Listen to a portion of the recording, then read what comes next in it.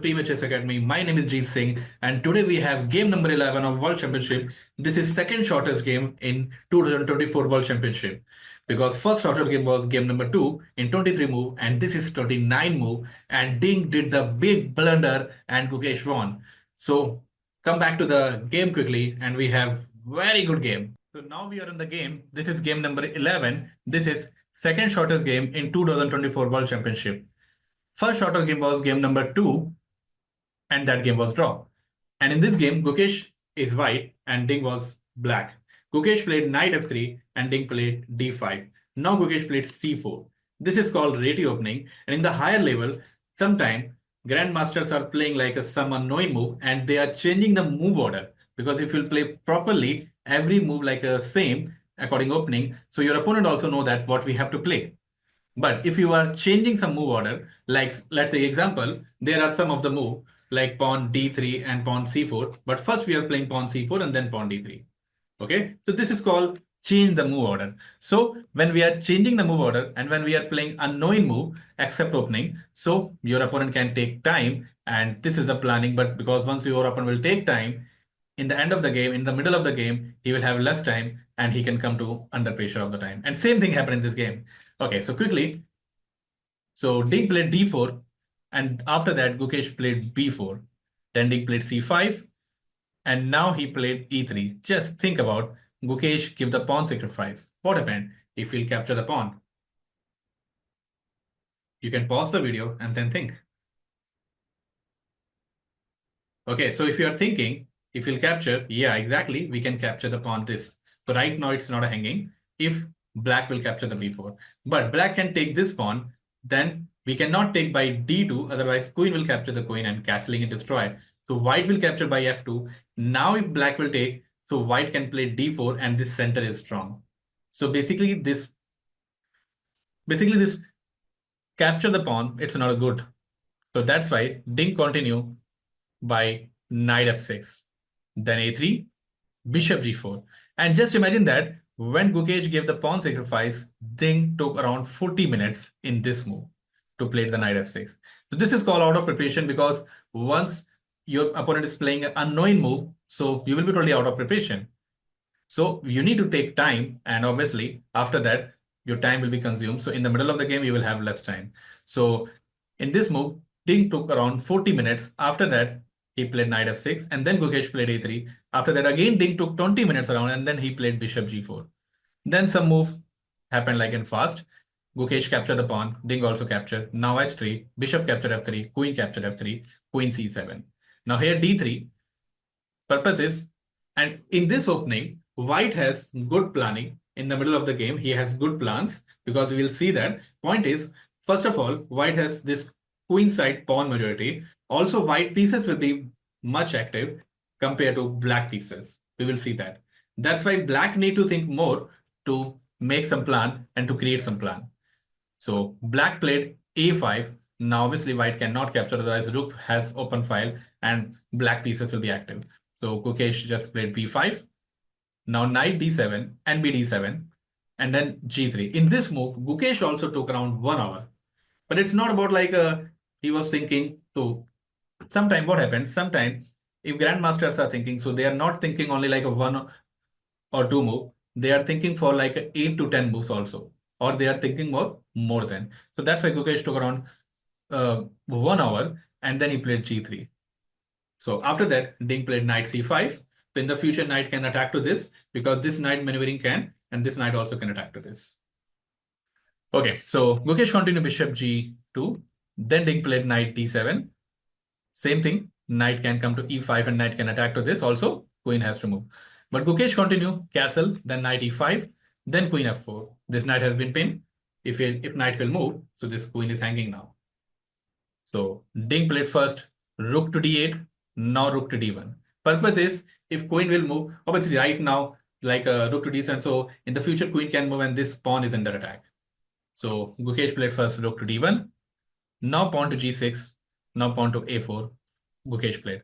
Pawn h5. Purpose, black can play bishop g7 also, but pawn h5, maybe black wanted to play some attacking moves, bishop h6, so queen has to move it. But already Gukesh prepared everything. So he played b6, he gave the pawn sacrifice. This is free pawn, is it? You can pause the video and then think about if black will capture, what will happen? Okay, so if you are thinking queen will capture the pawn, yes, then this knight is going to hanging and white can simply take this knight. So right now this pawn is not hanging.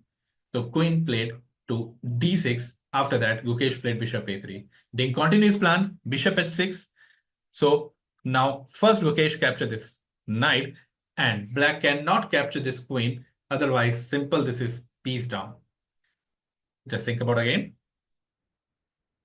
So let me show you. If bishop will capture this, so bishop will capture, and now simple white has one of the piece. So obviously in the higher level, this mistake's not happened. So didn't continue, queen c5, now queen to e4. Now knight to c6, because that pawn was hanging by two pieces. So knight to c6. Also right now, still black cannot capture this pawn, otherwise queen e5 is coming. Knight to c6, now knight to e3. So knight can go to b5 as well. Knight can come to c2 also. So we will see that what happened in the game. Now rook to d7. Okay, still black can capture the pawn, but just think about what will happen if black will capture the pawn.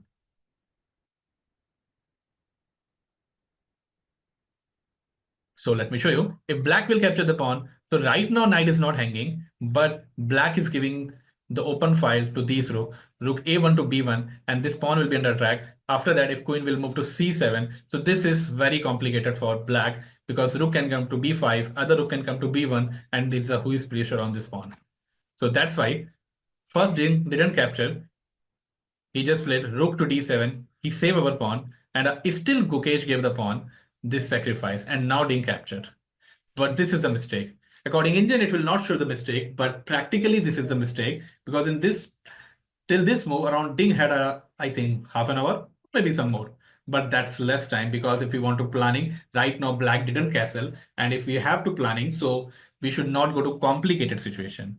But Ding took this pawn and Gukesh continued his plan, rook a to b1. He just covered the open file and he attacked to this. So queen c7 is obvious move. Now rook to b5. What is the purpose of rook b5?